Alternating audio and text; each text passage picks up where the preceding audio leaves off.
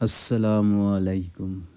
اموی خلیفہ ولید ابن عبد الملک نے حضرت انس رضی اللہ عنہ سے پوچھا کہ آپ کو اللہ کے رسول صلی اللہ علیہ وسلم نے قیامت کے بارے میں کیا خبر دی تھی؟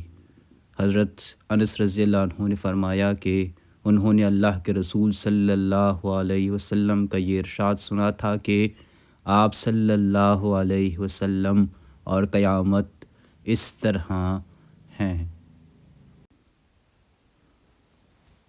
حضرت عبداللہ ابن عمر رضی اللہ عنہ فرماتے ہیں کہ آپ نے نبی کریم صلی اللہ علیہ وسلم کا یہ ارشاد گرامی سنا جبکہ آپ صلی اللہ علیہ وسلم برسر منبر تھے۔ خبردار، تم لوگ پہلی امتوں کے مقابلے میں اس طرح ہو جیسے نماز عصر سے غروب شمس۔ یہودیوں کو تورات دی گئی، اس پر انہوں نے عمل کیا، اور جب نصف دن گزر گیا تو وہ عاجز آ گئے اور انہیں ایک ایک کی رات اجرت دی گئی۔ عیسائیوں کو انجیل دی گئی، اس پر وہ نماز عصر تک عمل پیرا رہے، پھر عاجز آ گئے تو انہیں بھی ایک ایک کی رات دیا گیا۔ پھر ہماری باری آ گئی اور ہمیں قرآن دیا گیا جس پر ہم نے مغرب تک عمل کیا اور ہمیں دو دو کے رات دیے گئے، جس پر یہودی اور عیسائی واویلا کرنے لگے کہ یا رب، انہوں نے عمل توڑا کیا اور اجر زیادہ لیا۔ اللہ تعالیٰ نے فرمایا کہ کیا اللہ نے تمہارے طے شدہ اجر سے ظلم کرتے ہوئے تم کو اجرت تھوڑی دی ہے؟ انہوں نے کہا کہ نہیں۔ تو اللہ تعالیٰ نے فرمایا کہ یہ اللہ کا فضل ہے اور اللہ جسے چاہے اپنے فضل سے نوازتا ہے۔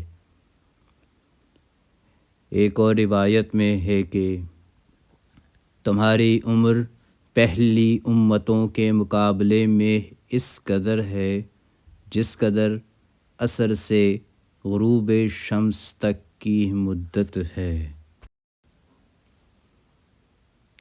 حضرت مقداد بن اسود رضی اللہ عنہ سے مروی ہے کہ آپ نے اللہ کے رسول صلی اللہ علیہ وسلم کا یہ ارشاد گرامی سماعت کیا کہ زمین پر کوئی گھر یا خیمہ ایسا نہیں رہے گا جس میں اللہ تعالیٰ دین اسلام داخل نہ فرما دیں گے۔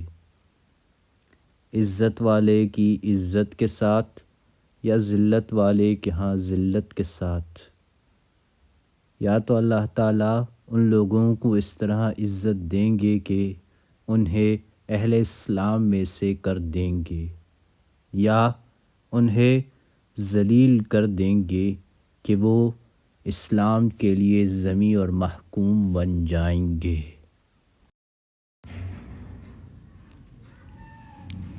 حضرت تمیم داری رضی اللہ عنہ فرماتے ہیں کہ آپ نے اللہ کے رسول صلی اللہ علیہ وسلم سے سنا کہ یہ دین اسلام ہر اس جگہ تک پہنچے گا جہاں تک لیل و نہار کی گردش موجود ہے۔ اللہ تعالیٰ ہر کچے اور پکے گھر میں اسے عزت والے کی عزت اور ذلت والے کی ذلت کے ساتھ داخل فرما دیں گے۔ عزت پانے والے مسلمان بن جائیں گے جبکہ ذلت پانے والے کافر ہی رہیں گے۔ حضرت تمیم رضی اللہ عنہ فرماتے ہیں کہ آپ نے اپنے خاندان میں اس کا تجربہ کر لیا ہے۔ جو مسلمان ہو گئے انہوں نے شرف و عزت کا مقام پا لیا، اور جو کافر ہی رہے وہ ذلیل و خوار ہو کر جزیہ دینے پر مجبور ہوئے۔ اللہم صلی علی محمد النبی الامی وعلی آلہ وسلم تسلیما۔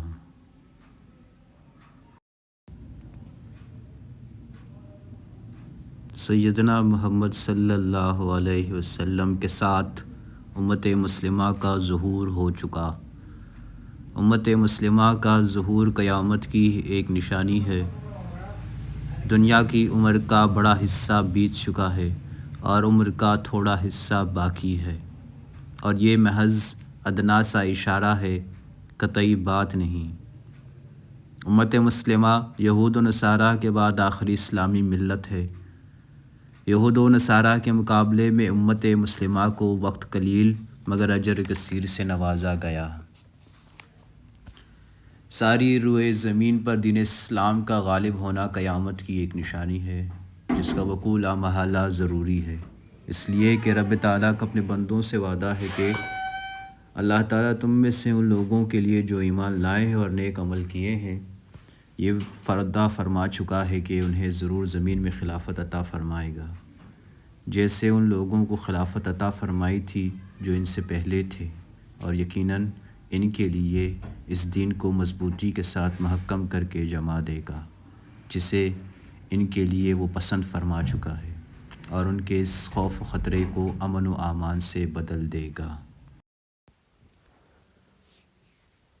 اللہ تعالیٰ نے مسلمانوں کو زمین پر غلبہ عطا فرمایا، دین اسلام کو عروج بخشا، مصر و شام، روم و ایران، افریقہ اور یورپ میں دور دراز تک ممالک فتح ہوئے، روئے ارضی سے کفر و شرک اور جابرانہ نظاموں کا قلع کما ہوا، اور اسلامی طرز فکر اور تہذیب و تمدن کا پھریرا چہار دانگ عالم میں لہرا گیا۔ خلافت ارضی کا وعدہ ایمان و عمل صالح کے ساتھ مشروط تھا۔ جیسے جیسے مسلمانوں کی طرف سے ایمان و عمل صالح کی شرط مٹتی گئی، ویسے ویسے مشروط وعدہ خلافت بھی مٹتا چلا گیا۔ اسلام پر عمل پیرا ہونے میں ہی دنیا و آخرت کی عزت ہے، ورنہ بربادی و ناکامی ہے۔ وعدہ خلافت کی دوسری اور آخری قسط اس وقت ادا ہوگی جب مسلمان اپنے ایمان و عمل صالح کی شرط دوبارہ زندہ کر دکھائیں گے۔ حدیث نبوی ہے کہ جب تک خدا کی مرضی ہوگی تم میں نبوت رہے گی، پھر اللہ تعالیٰ اسے اٹھا لیں گے، پھر نبوت کے منہج پر خلافت قائم ہوگی۔ جب تک خدا کی مرضی ہوگی پھر اللہ تعالیٰ اسے ختم کر دیں گے، اور اس کی جگہ کاٹ کھانے والی بادشاہت قائم ہو جائے گی، اور جب تک اللہ چاہے گا وہ قائم رہے گی، پھر اللہ کی مرضی سے اس کا خاتمہ ہو جائے گا، اور پھر جابرانہ ملوکیت کا دورہ ہوگا۔ جب تک اللہ چاہے گا یہ دور رہے گا، پھر اللہ کی مرضی سے اس کا بھی خاتمہ ہو جائے گا، پھر نبوی منہج پر خلافت قائم ہو جائے گی، پھر آپ صلی اللہ علیہ وسلم خاموش ہو گئے۔